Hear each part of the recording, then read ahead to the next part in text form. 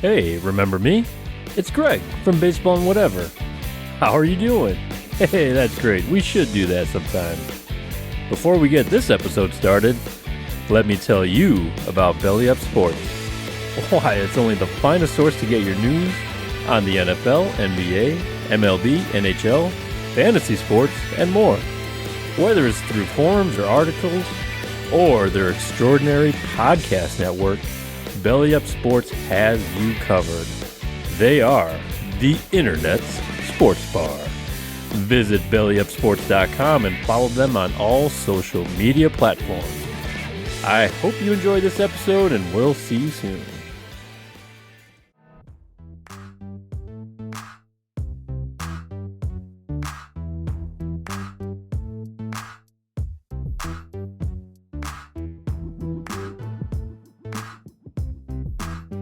Welcome to Baseball and Whatever with your hosts, Justin McAwee. Because I was on campus and I had to appear like I was one of the cool kids, I would put the Star Wars book inside one of my textbooks so it looked like I was just studying for class.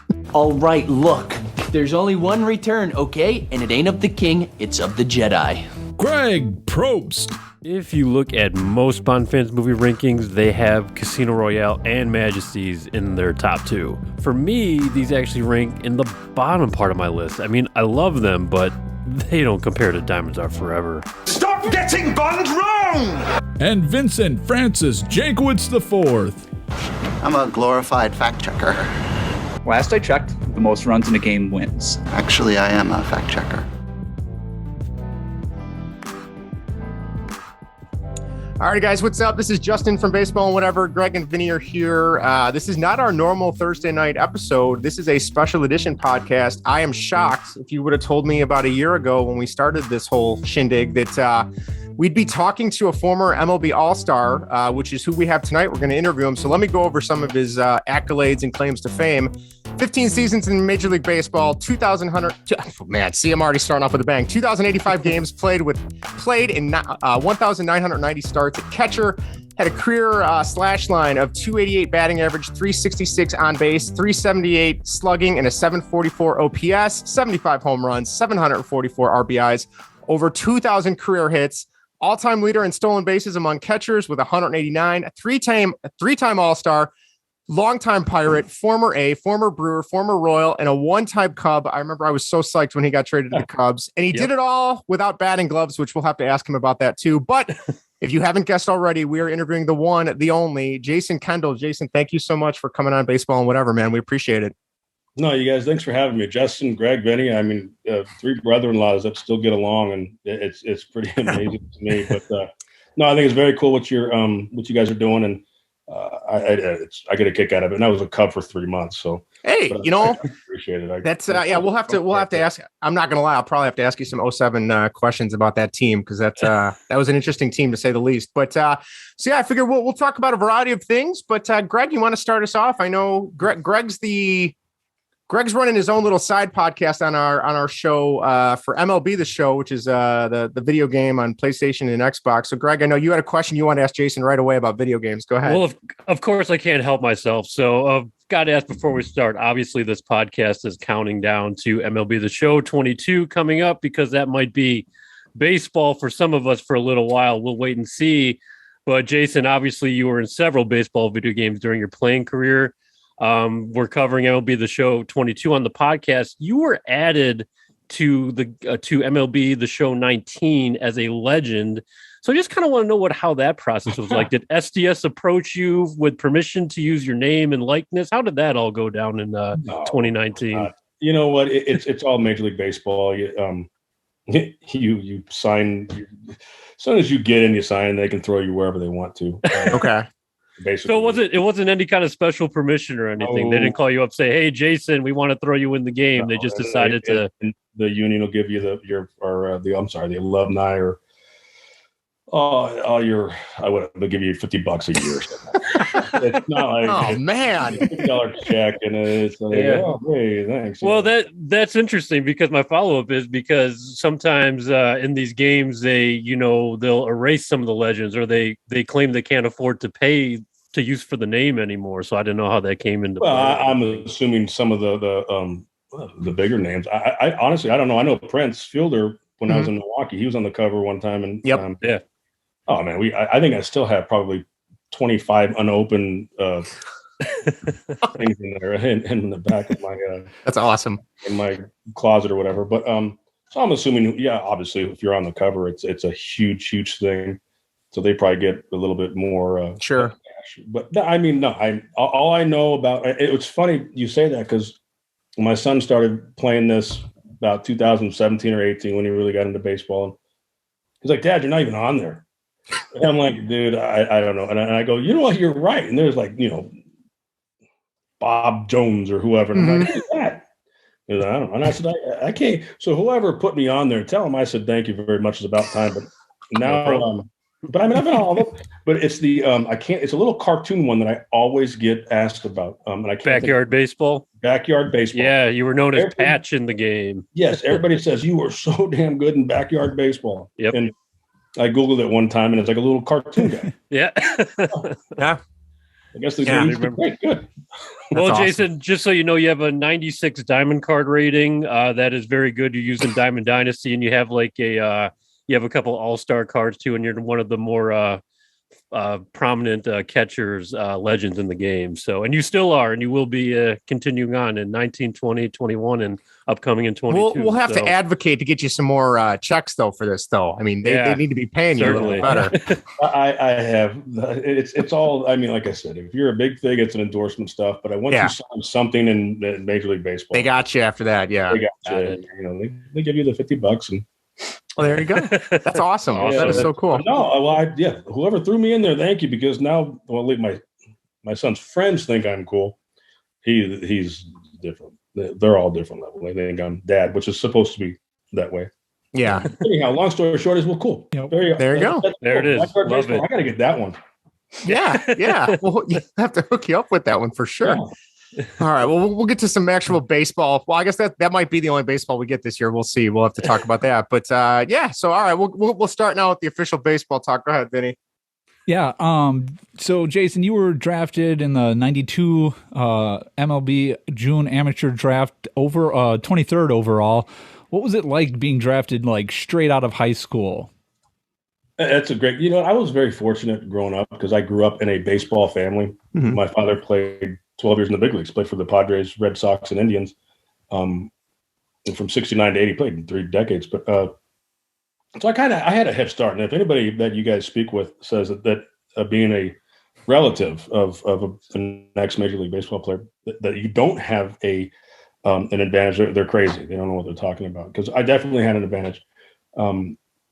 So, it's so funny because I look back on that now, and it was the Mighty 690. I was out in California. That's what you listen to see who got drafted when they got there. So me, my brother, and a couple of my buddies took that off, and it was just took that day off of school. My parents let us, and I can't even remember who it was that was the 23rd pick, Pittsburgh Pirates, Jason Kendall, and we went surfing.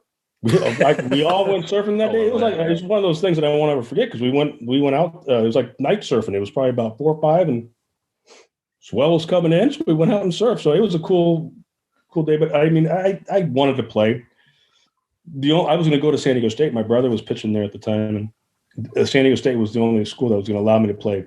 Walk on for football, and I had a scholarship for baseball. But I wanted to play. I wanted to get out, get it started, and so my parents said, as long as school's paid for it, and first thing the Pirates did was pay for my. I could still go to San Diego State right now if I wanted to. I won't.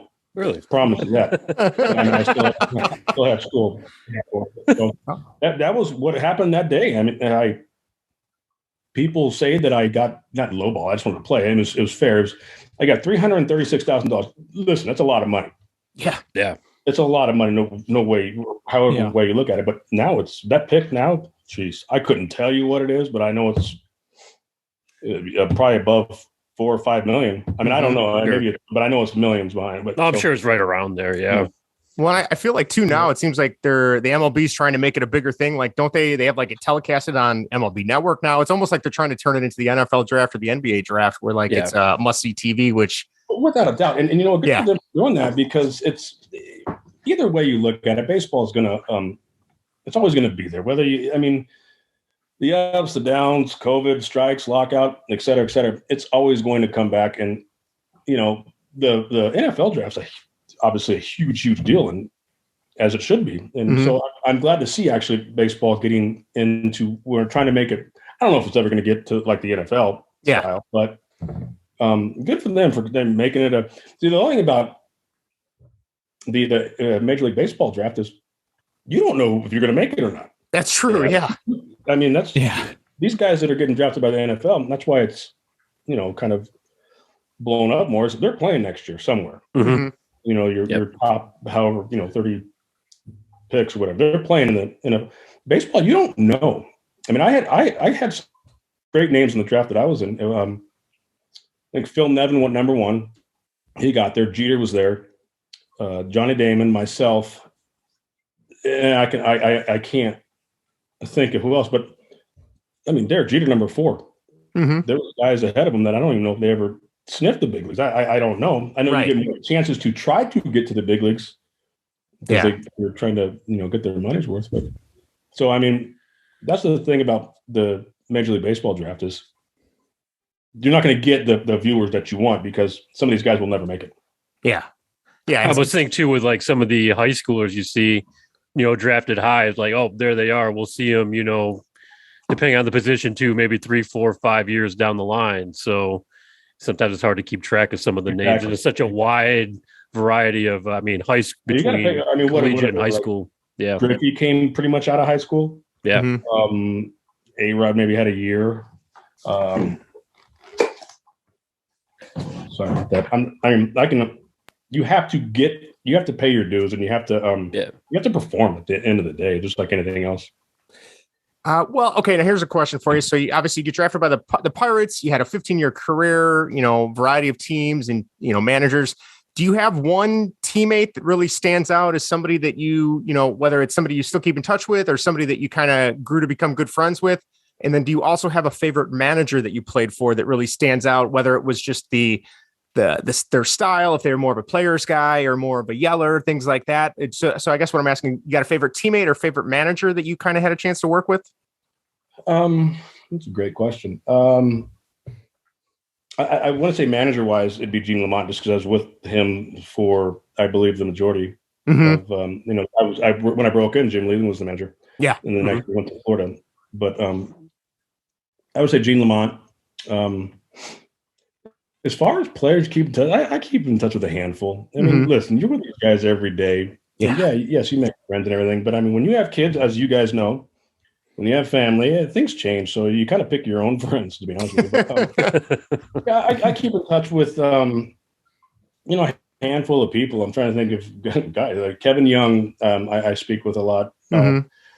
Brian Giles and I will text back. Brent Fielder and I will text back. I mean, this Mark Kotze and but it's not like in every, you know, council. I mean, I get a lot of but it's not like a, hey, Merry Christmas. No, it's a once a month. Like, dude, what are you doing? Why'd you bring that guy in? Or stuff like that.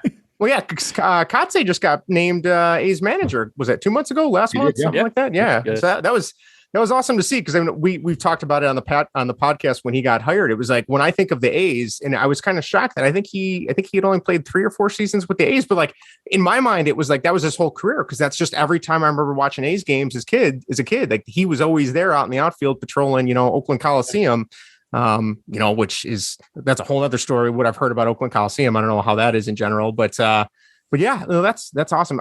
We were kind of as a visiting player, Justin, you don't want to go in there. But as playing there, I mean, I played there for 2.5 years.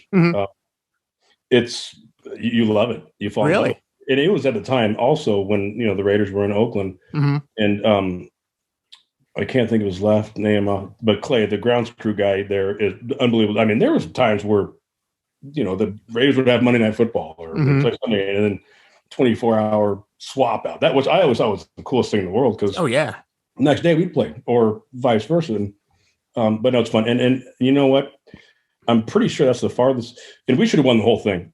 I can say that now. We ended up getting swept by Detroit in 2006, but we swept Minnesota, and we had 6 days off the Coliseum. Basically, BP and our team was stacked, and then Detroit just came in, and then them and the Yankees were they won all 5, and they ended up just kicking our butts. But it's so funny because I was leading off that game, the first playoff game I ever played in, and Mark Gotze was hitting second, and listen, everybody looks up at the scoreboard or whatever, and I kind of the longest tenure players who have played and not been in the playoffs I was number 1 and Mark Gotze was number 2. So to make a long story short is, he played there for 4 years. He drafted by the Marlins and had a pretty good career. He'll be a good one. It's I know it's kind of weird for us because I feel like we're getting, at least for us, I'm in my mid 30s. These guys are in their early 30s, but like all the guys that we grew up watching are either, they're Hall of Fame candidacy or they're becoming managers now. And it's like, oh God, where is the time gone? It's just, it's crazy. Finally starting to hit. Yeah. It's kind of starting to hit us that we're not young guns anymore. So, but I'll maybe trump you guys here. Just because I was asked this question a couple of days ago. I made the All-Star team my first year in '96. And I was locker in between Barry Larkin and Ozzie Smith. Ozzie Smith played with my dad in San Diego, like 79 or I can't remember what year it was. And then he got traded for Tim. And I'm like, I just remember sitting, I'm like, you played with my dad. Like you're old. I mean, so yeah, he played a while. Yeah. I told whoever it was, I go, I locker next to a teammate of my father's. So it makes it even more special, like the Griffies, that played together. Yeah. So it's pretty cool. That's awesome. You guys are still babies. Oh yeah. Yeah. You're only as old as you feel, Absolutely. So and I feel that I'm about 80. You have an excuse though, Jason. We don't have an excuse. Oh, kids, you guys got one. You guys yeah, that's true. That's true. Yep. And we use it. Yep. We do use it. Yeah. So we use that. Jason, I got to ask, you kind of alluded to it. What is, I guess, your favorite and least favorite stadium to visit? I would say my favorite one that it was Houston, just because it's probably one of the only ballparks I could hit a home run out of. And I think I judge listen, every ballpark in the big leagues is something special when you get to put a big league uniform on and play in it. So I always look at it the way I hit.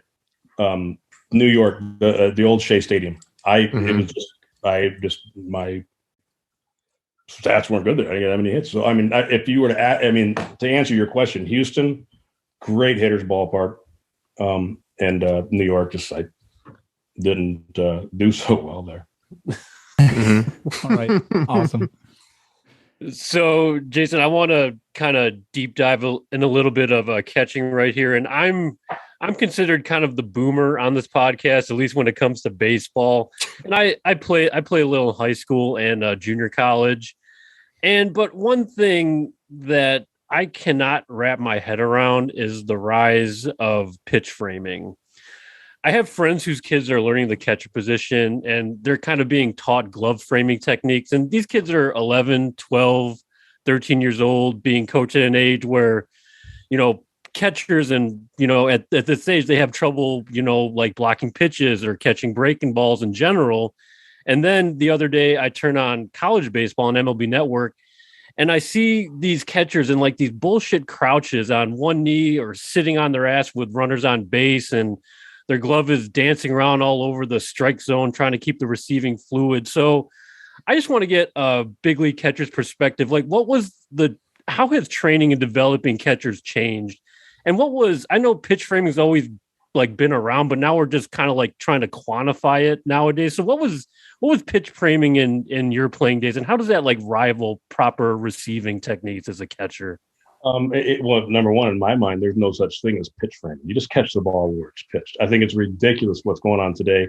And remind me to get back into the rest of your question, but the whole knee thing, pitch framing, it's ridiculous. And what's going to happen, and I was part of 6 years of this, where every game went down to the 162nd or 163rd game, and I was part of this in Milwaukee. If we beat the Cubs and the Mets won, and the Florida ended up beating them, I believe, in 2008, then we would have to have one game playoff in Shea Stadium, whatever it was, because we lost the coin toss. But it was 6 years in a row of that happening. Now that's 162 games. It's gonna it's lazy. All it does is it gets you in bad habits. Now the game's changed. You have to learn to change with the game, and I understand that part of it. But you just tell the kids out there, you just catch the ball soft, like it's an egg, wherever it's pitched. Getting on a knee, I would say absolutely not. And I always tell big league ball players or college catchers or high school, like, do you want to have a family, like eventually? And and I said, well, you on that knee, you're really exposed down there. And you get a 95-mile-an-hour foul tip and your ball's that big, because this has happened to me, and it looks like a grapefruit. There's a chance you might not have kids if it hits the. I mean, I saw an Arizona catcher, Snyder, took a foul tip. He doesn't have a left or right testicle. They had to merge. So you're definitely leaving open a lot more space than you are but you're not on the balls of your feet. And I mean, you see guys now doing it, runners on third. Yeah. And my old man always told me, he said, you always play like, from behind the plate, you always play like there's a runner on third, no matter if there is or not. And you got to be athletic. And the catching position it's a more athletic position. And I think it was kind of my era which started it, like myself, Osmus, Mike Lieberthal, like the smaller catchers, not the Engelberg with the Snicker bar hanging out of the back pocket. I mean, so it became a more athletic position. And it's such a very important position.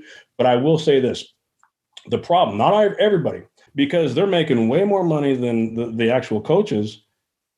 And that's what's going on, because they want their jobs. They want to keep their jobs. Yeah. They want to keep their, but not, and like I said, not all of them, but that happens a lot. And then you have the front office, which I was so fortunate to work for Dayton Moore up until about 3 years ago. And I wanted to raise my family.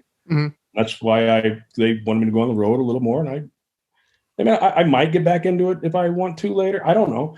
But I was so fortunate because I learned the front office part of it. For the 8 years I was with them. I watched Moustakas, Hosmer, Sal Perez, these guys grow up, Lorenzo Kane, win a World Series. And that was kind of my job, just to be like, hey, go and Moose, what are you doing? And I'll give you a perfect example. Moose, what are you doing, man? You're hitting 210. Like my last 6 years of my career, I was embarrassed to go up because you look at the scoreboard and I was hitting like 230. And if I didn't have a 3 in front of my average, I was embarrassed. And so Moose is hitting, like, I go, Moose, you're hitting like 210. There's nobody on the left side of the infield. And at the end of the day, the scoreboard's going to dictate what you need to do. I mean, I've never seen anybody. I mean, if it's a 1-1 game in the 8th inning and a 2-0 game in the 8th inning, and you're leading off the inning, and there's nobody on the left side of the infield, learn how to hit the ball that way. I've never seen anybody hit a 2-run home run with nobody on base. I've never seen it, and nor I don't think I ever will. But then again, who knows? So you know what I say? Move. Let's go out and work on it. We went out at 2:00 when no one's in the stadium. We learned to drive the ball that way. Learned to drive. Next thing you know, he's hitting 320, and he's a World Series hero. Following year, same thing. Brandon Moss. And I heard him on a radio station, I don't know, about 5-6 months ago, saying, like, they're talking about banning the shift. Ban the shift? You're going to put – why? How about beat the shift? I mean, if you're like, dude, you're hitting 210, bro. There's nobody on the left side. Learn how to do it. And I said, I'll be out here at 3:00. I'm not going to sit here and beg you to come out because I don't really give a shit. Excuse my language. But if you want to come out and work, I'll be there and I'll help you get to the wherever you need to be. Well, Brandon Moss is out of the game. Mike Moustakas, whether he's playing or not, because he's injured, he's got another 4 years left on a contract with about $50 million. I mean, that's the difference between it's a work ethic thing. And if you want to put the work in, you're going to see that it's the hardest game in the world. Hitting is the hardest thing ever to do in any of sports. But I mean, if they're giving you This is another thing that I can't stand is, some of the your boppers. I can't bunt. Okay, well, number one, go work on it. But number two is you have fighter pilot eye vision. I mean, your eye-hand coordination is so amazing. Yes, you can bunt. You just don't want to put the work into it. And you have somebody upstairs saying, no, launch angle. Well, okay. Again, and you can go back. I mean, I can sit here and talk to you guys about this all day long. But I mean, you go back to the extra innings with runner on second base and nobody out.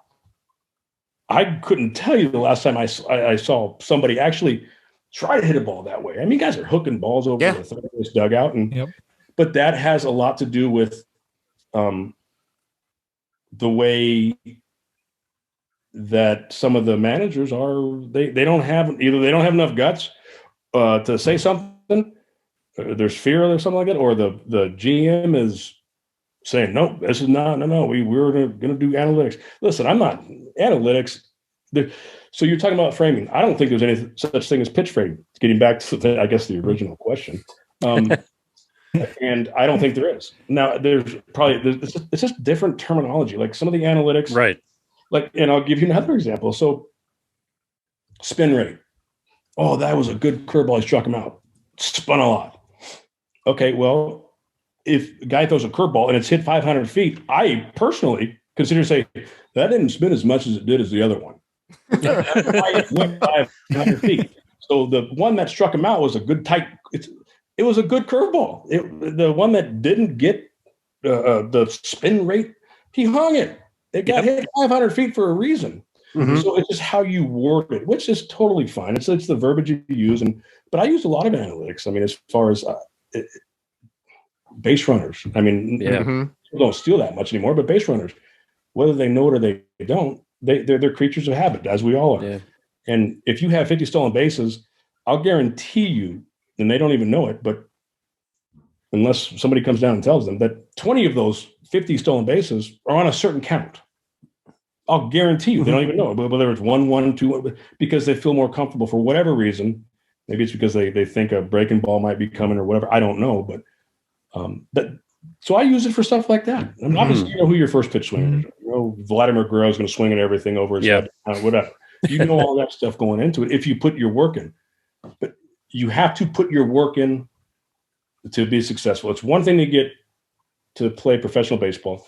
It's another thing to actually make it, and then it's another thing to actually get there and stay for a while. Yeah. The problem I have with it is that so many catchers are judged on their defensive skills, mainly on pitch frame. He's like, well, he's not, we don't like the way he is behind the plate because he stinks at framing. When I watch baseball, I watch a lot of baseball, and I'll take pitch framing into context, and I'll look at a way a catcher presents a pitch, behind the plate really well, but essentially you're fooling the umpire in the end, or you're trying to fool the umpire. That being said, that's another great question. It depends on who's behind the plate. Like if there's not over the last 3 years, I don't know the younger umpire, but I know like a Joe West or your older guys. You're older, like that. I've been around. If you were doing this stuff, it's a coin toss number one, unless it's right down the middle. But for the most part, it's gonna be a ball. I mean, like, what are you doing? You catch the ball for these kids. Catch the ball as soft as you can, wherever it's pitched. And if a pitcher is consistent and might be this far off the plate, but your catcher's catching it just nice and smooth, you're going to get those calls. This right here, that's just somebody coming down and saying like, well, on the computer, which whatever. I mean, it's to each his own, and that's the way the game's going right now. And hopefully it turns back soon. But I mean, you also need to get baseball people in there and analytical people in there and work together. But there has to be like a mediator. I mean, somebody, but for these managers, what they need to do when they go into these interviews and is 7:05 starts or whatever time the game starts, I'm going to run it. Yeah. I mean, and that's it. Kevin Cash, you can look at him. I mean, he got manager of the year last year. He did the same thing he did the year before when he took Snell out. Like, what are you doing? Because somebody from up top came down, or they called the trainer and were like, third time through the lineup. Hey, I mean, this is where you have to stand up to someone and be like, yeah, he did the same thing this year, and I can't remember the actual in the playoffs, but next thing you know, the Rays are out because he took somebody out and he was dealing, and the Dodgers were celebrating in the dugout. You can see the smiles on their face. When out, the Dodgers were like, "Sheesh!" I mean, thank God, thank you. Exactly. So, I mean, that's just my opinion, and I'm very straightforward. But I'd like to think if there's one thing that I do know is I'd like to know a little bit. I'd like to think that I know a little bit about baseball and what's going on, because I know a lot of people are frustrated with it. And like I said, I know that you have to learn to change with the times, and I 1,000% understand that. And it's a different world, but the scoreboard at the end of the day is going to dictate everything. And if it's 0-0 in the ninth inning, and you have Judge up, and there's nobody on the right side of the infield, by all means, go hit the home run. Yeah, without a doubt. Because I mean, that's what he gets paid for. But you know, and going back to other things that have happened in baseball, which you guys have all seen, it just blows my mind that somebody won't police. And when I played, not that it was that long ago, but the players always policed the clubhouse. Okay. Yeah, dude, what are you doing? Yeah, and you know, one of the reasons the 2015 Royals won the World Series, Eric Hosmer policed it. You didn't have to go in and do certain things. I mean, to tell. I mean, it was very, very minimal what you had to go take care of, and that was what I did. I mean, what are you going to do? Tell me no? No, right. So I was kind of a fullback for Dayton Moore, but anyhow, I mean, but you had to have somebody in there to police that, and I don't know if it's the way kids are taught now. You know, you guys have kids, and whatever sports they are in, everybody thinks that their son or daughter is going to be the next Serena Williams or Mike Trout. Yep. Yeah. It's not going to happen. Yeah. It's not going to happen. And so, and this is one of those things. And I watched last night. I watched my son. I have a number 1 ranked wrestler in the state of Kansas, and I have a number 2 ranked wrestler in the state of Kansas. And wow, it was a 4th overtime, and he ended up losing. And, you know, you watch his parents, and he knows how to act. And this kid was just, you know, he's hitting himself in the head during the match. And I'm going like, geez. And then but then my wife told me, she goes, did you see that person over there jumping up and trying to do, I go, yeah, I think everybody saw what an ass she made of herself, or it was the kid's parents. So that's where he got it from. Yeah. He was wrestling. He ended up winning. He beat, you know, my son, but the absolute embarrassment that family must feel today by just acting like jackasses. And you guys have seen a lot of it, and you will see more. Oh, I'm sure. Yeah. People are nuts. How about it was a great wrestling match. It was like it was the regionals to see if you go to state, and they'll meet up again. And Karma's a bitch. Yeah. Either way you look at it. And so they'll meet up next week in state. And, you know, they're the 2 best wrestlers in Kansas. Yeah.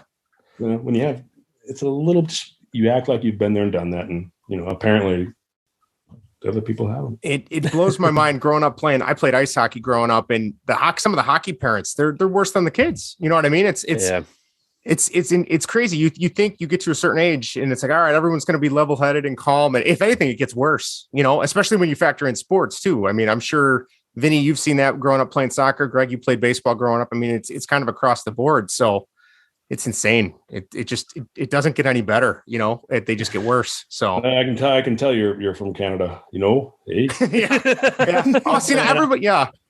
I promise you, I'll try to make my answers a little bit shorter, but I told you I can just go on to any and everything. I probably didn't even ask you your framing question. No, that's okay. Well, the last thing I wanted to touch on that, Jason, if you don't mind, is like I saw this video maybe a couple years ago, but it was I'm sure you know who former catcher Sal Fasano is, played in the big leagues. I think he was coaching with the Atlanta Braves at the time, and he kind of put on they did some kind of special with him on the art of pitch framing or anything like that. And he crouched behind the plate. I think he was working with, I think the catcher at the time was former White Sox catcher Tyler Flowers.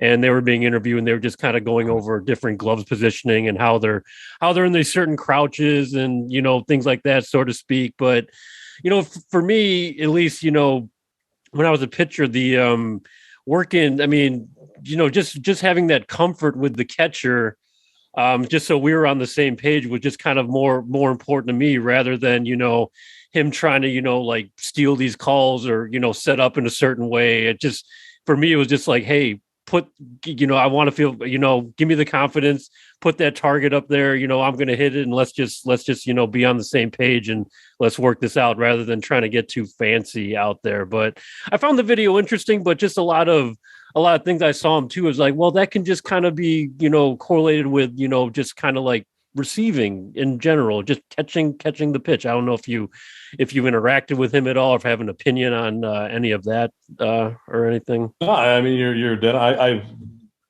came up in the minor leagues with Sal. Okay. And I like Sal. He's a great dude. Yeah. Tyler Flowers, in my mind, and he got like he's the worst catcher I've ever seen. 1,000% without a doubt. Really?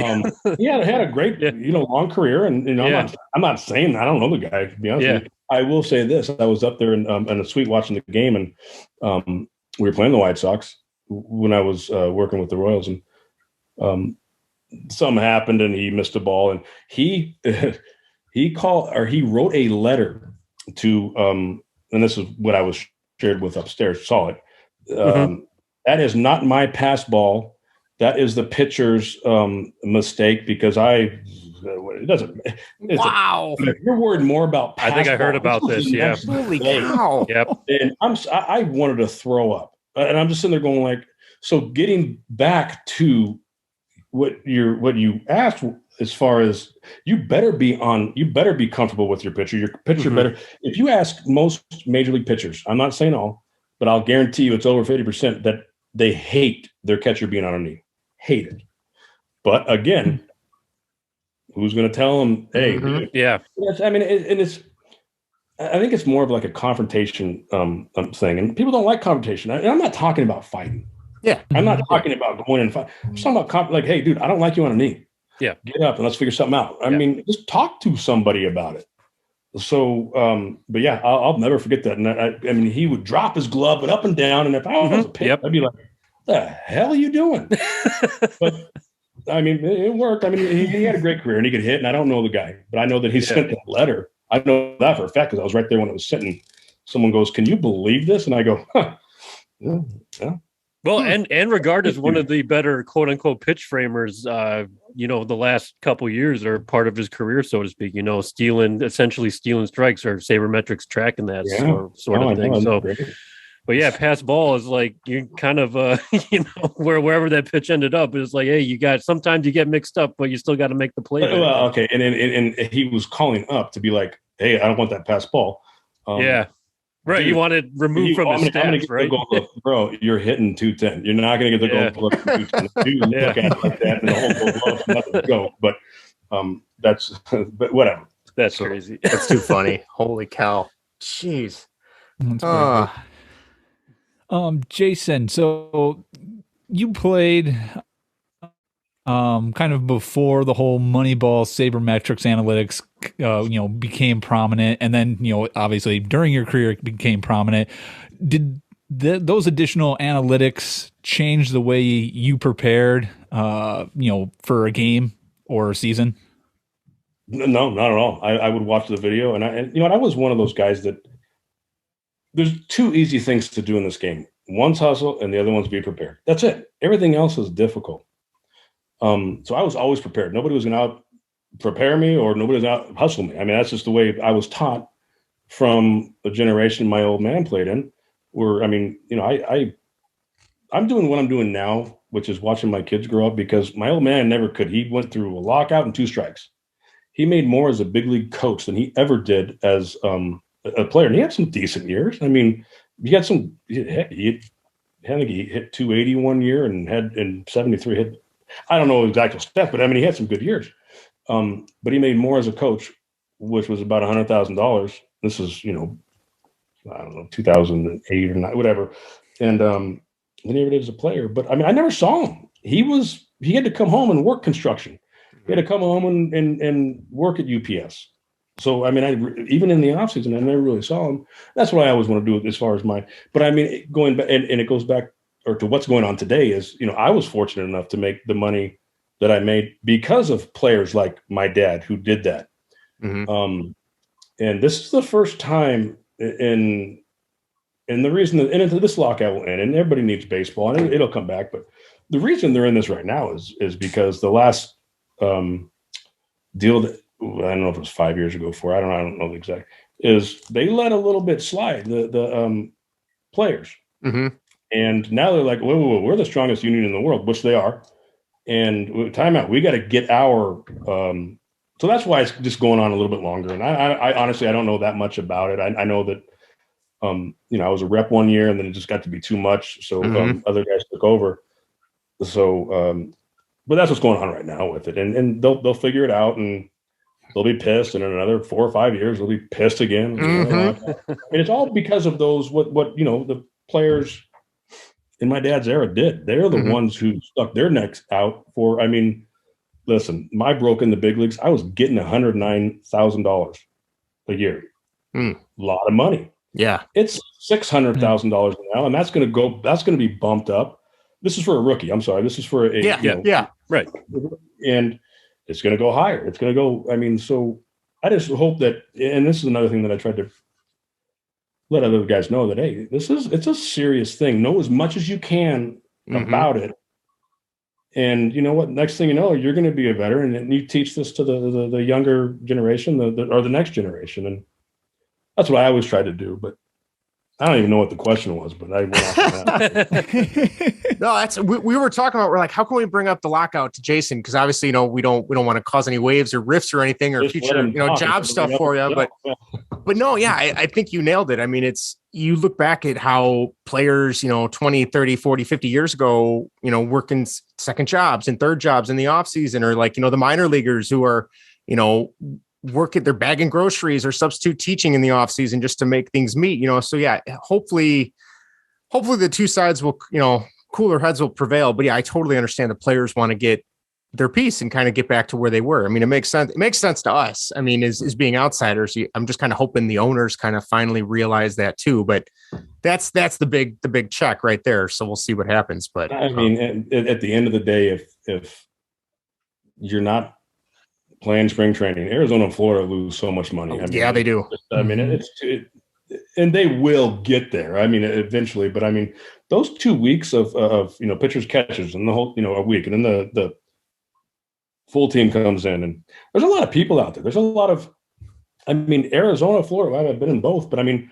just the from your restaurants to people flying in. I mean, there's a lot of money. So, but at the end of the day, once the opening day, I mean, these owners are going to be losing a lot of money. Then so are some of the players, and obviously it sucks for your minor leaguers. It sucks for the guys on the bubble. Your utility infielder, your the guys that haven't, obviously your stars. They're like, whatever, I don't care. I mean, that's. I mean, like I said, I'm very straightforward, and sometimes I get in trouble. Actually, a lot I get in trouble. But I mean, if people want to hear that's what's going on. I mean, it's real life stuff. I mean, it's not like it's a. But I feel bad for the younger generation. Like you said, it trickles down. It's a trickle down effect. Oh, for sure.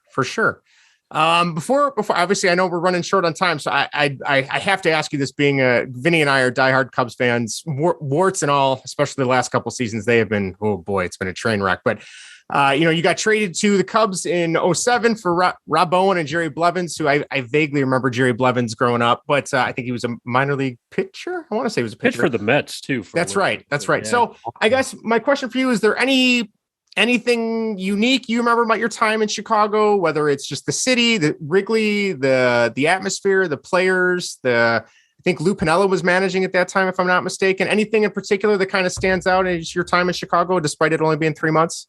Well, I mean, I know it was, we're in a pennant race. You can't beat Wrigley going in there. And just, I mean, and everybody says that, so I don't want to, beat that because it is a cool place to play. And I love going in there as a visitor. And I love playing for them. It's that whole 3 months that I had there was awesome. And what was cool is I hotel hopped. Mm-hmm. I mean, I was there for 3 months. I didn't know. So I was just popping at different hotels and it was just awesome. It was like a cool 3 month little vacation for me, and I got to play baseball. But it was cool. And I will say the one thing that popped in my mind was we go to Arizona. Well, actually, there's two things. We go to Arizona. We get beat the first 2 games there. And then, Ted Lilly threw his glove down, which it just makes me laugh every time I think about it. It was just then we come back and I'm get a cab, good drop off going into the clubhouse. And there was somebody that had a sign, wait till next year, we'll get him. I'm thinking, like, we still got, I mean, it's the best out of 5 the last time I checked. But so that I got a kick out of that. But I mean, I love it there. And the fact that I can say that I played for that's just like cool because I'm a baseball fan just like you guys. So it was a great time. It was winning.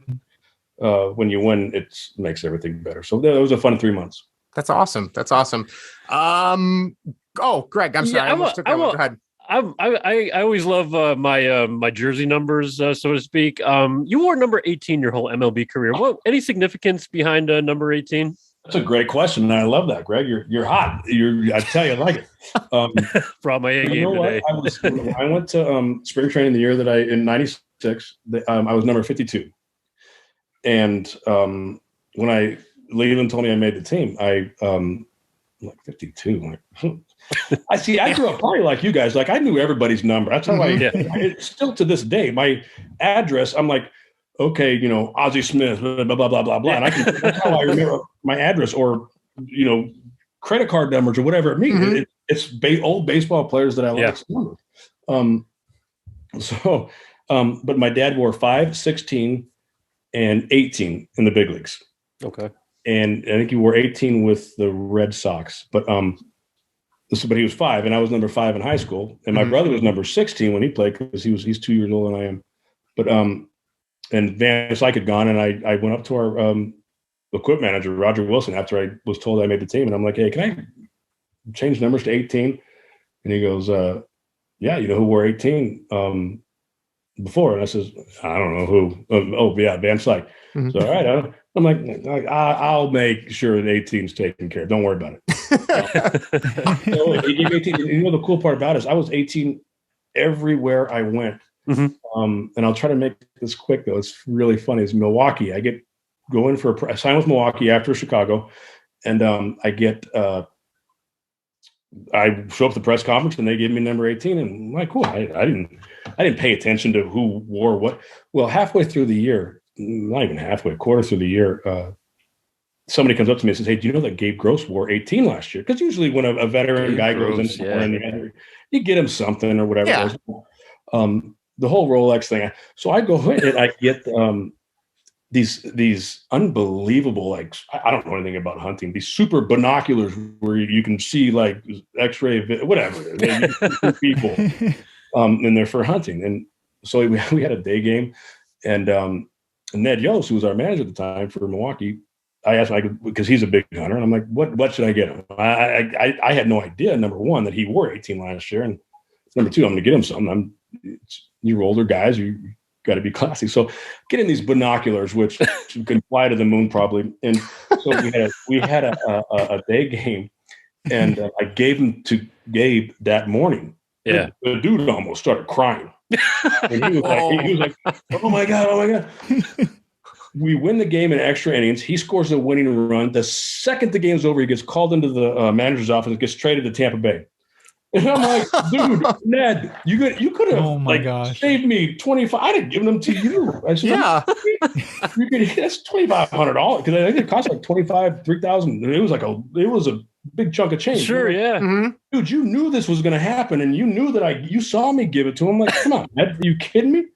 So I gave him those Superman binoculars or whatever, and he took them. That was the first thing he grabbed out of his locker when he was taking everything out of there. That's awesome. I remember him on Tampa Bay too. When Gabe Gross comes, I remember him in playing there. So binoculars and everything. I know for a fact he had his binoculars.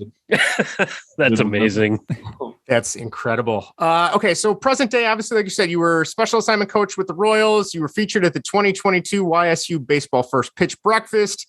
Obviously, we've talked a little bit about the lockout. We've talked about pitch framing. Do you have any thoughts about the DH coming to the NL if all goes according to plan?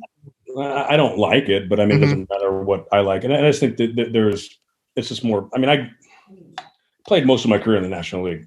Yeah. And I could, I mean, I worked around the pitcher spot. I knew who was going to be, if there was going to be a pinch hitting situation, I knew who that's how I was prepared. And, I knew what was going to happen. I could tell you who's coming in the seventh inning. If it's not always going to work, but if it did get to that spot, boom, boom, boom, and it's already lined up in my head.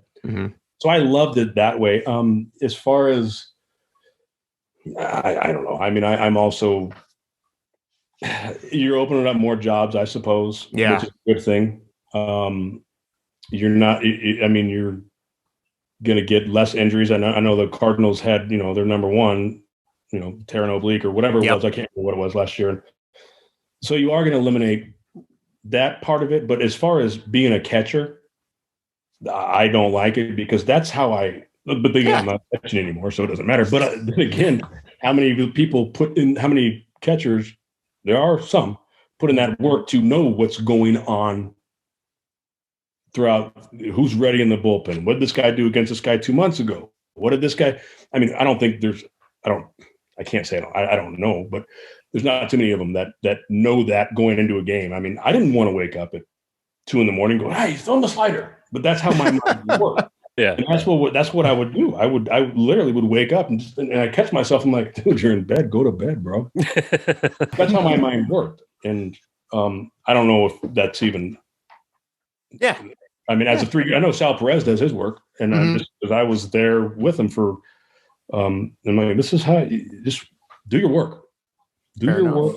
Be prepared because when that situation comes up, you're going to be prepared, and you're not going to be like, "Oh, what do I do?" Yeah, you got to put the work in, right? I mean, that's the only way it's going to make it work. And it's with whatever you do. Yeah. I mean, it doesn't matter what you do. Work ethic is something that's being lost, and there's very few that can get to that point. Again, like I said earlier, that you better have that work ethic. Because someone's always trying to get you. Someone's always behind you and ready to get you. All right, I got one more serious question for you, and then if it's okay, we just have a couple of rapid fire questions. Just first thing that comes to mind. But tomorrow we wake up, Rob Manfred resigns. Jason Kendall is named commissioner of the MLB. What is the first thing you do to grow the game of baseball and try and bring in more young fans and things like that? Number one, I'm starting spring training 2 days later. Good call. Good call. That's a good start. Number, I mean, that's it. I'm starting baseball. I'll figure the rest out once you get going. Yeah, I'll call Tony Clark and I'll be like, "Hey, Tony, the done. Whatever. Boom. Okay, they need to get a mediator in there. Yeah, I know they tried. And I don't know the whole court thing. Whatever. It shouldn't be this difficult. It really, in my mind. Again, what do I know that much? That makes sense. Makes sense. That's the first thing. Start. You got just 2 start. days. Yeah, you got. I give him 4 days because it is kind of a pain in the butt. 4 days later, if you get a plane ticket and your luggage and everything, kids and stuff. It's a pain in the ass. That's awesome. Well, all right. Well, we always end our interviews with some rapid fire questions. So, just the first thing that comes to mind, shout it out. Favorite sport besides baseball? Football. All right. Favorite MLB jersey? Okay, we're going to call timeout here. Okay. About that I wore or just in general? Just in general. It could be one that you wore. It could be one that maybe is Milwaukee. Okay. Oh, good choice. I can say my other brother-in-law that married my sister, he's a diehard Brewers fan. And I told him, I said, hey, we might get to interview Jason Kendall. He was through the moon. Wait, time out. There's 4 brother-in-laws? Well, he's separate. He's on my side of the family. These two know him. Okay. But he's like, oh, you ask him about CC Sabathia. And I'm like, well, I know we looked up some of your Dan Patrick interviews and I'm like, oh yeah, I know he had a good time with CC Sabathia, those 3 months, but the Brewers are, well, he will be happy to hear that. Favorite MLB cap, just in general. Well, the Brewers. That's what I was going towards. The MLB glove. That was kind of. Well, this one, this is probably the same thing. Favorite logo of all time. The Brewers. I mean, Brewers sweep the board. About, right? The old school stuff. I'm not going to lie. I've been watching baseball since I was in like first grade. It took me until maybe 3 or 4 years ago that vintage logo, the glove, the ball and glove is actually an M and a B. Justin, that's what I've been talking insane. about. I know. It's insane. It's insane. It's the greatest logo in all of sports. And it pains me to say that as a Cubs fan, but you're not wrong. All right, we'll get off some baseball stuff. If you weren't a catcher, what position would you have played? Infield. They actually tried to get me to infield. Really? Second base, yeah. Kind of like a Craig Biggio kind of thing? Yes, exactly what it was. All right. If you weren't in baseball, what would your career have been? Lifeguard or a fireman. Nice. Awesome. Okay. Favorite pitcher to catch in your career? The 3 months with CC was awesome because he never shook and he was as dominant as I've ever seen for those 3 months. And he did things that other people wouldn't do, nor would you see today. That 08 playoff run they had was insane. It was. I was even cheering for him, and I don't even like him. You know what I mean? So it was. I was there. Yeah, exactly. Well, I had the best seat in the house. Preaching to the choir here. Mm-hmm. What about favorite recent player that you like to watch if you're going to watch a game? You know what? And I'm going to be, this is biased, but Eric Hosmer, just because he plays the game the right way. He plays every day. I know what he does inside the locker room, and I know you got to be accountable. Mm-hmm. And he's accountable, and he makes everybody else accountable too. I know he's one. Before the lockout, there were some rumors about maybe the Cubs taking a flyer on him, and I'd be all for that. But now, as far as like, wow, he's good. Mm-hmm. Juan Soto. And don't get me wrong. I love watching Juan Soto hit, and he's phenomenal. Special, phenomenal. Yeah. I know you've been involved in a fair share. Best memory of a bench clearing brawl. Oof. Is there one that stands out, or they all kind of run together? You know what the best memory is, and I wasn't very liked by the whoever was running the suspension stuff, or whatever, but. I knew I was going to catch 140 something games a year. Mm-hmm. I was never going to embarrass myself. I was never going to embarrass my team, city I played for, or my family name. And there's a lot of stuff that goes on. Mm-hmm. So I knew I was going to get a 4 to 5 game suspension, and that was going to be but I was still going to catch 140 games. Yeah. So the best part about the bench clearing brawls is you're not going to jail. That's true. 4 game suspension. Yeah. It's not a bad. It's kind of like a mini vacation. If you think about it, yeah. Where else can you go to let all your off the field problems out and just you might get your butt kicked, you might kick someone's butt, you might get a good punch, and you might not. I mean, there's 50 grown men that are strong, hitting you or whatever it may be. But I'm still not going to jail at the end. No, you're not. No, right. I love watching the relievers try and run in from the outfield. That's my favorite. Yeah. And the best part about it though is, depending on what your road schedule is. Like I'll be honest with you, I enjoyed Toronto. I like Toronto a lot. So I would, you know what? I'm going to drop my appeal. I did the 4 games in Toronto. So I'd go and 1 o'clock, I'd take BP, do whatever I got to do, help whoever got it. This was just with the Oakland A's one, I think. But, and so then I'd bolt and go and have a couple pops and watch it at the bar. Nice. All right. Last where you want to go. Bob. Yeah. There's a method to the madness. It makes sense. All right. Last 2. Best baseball movie.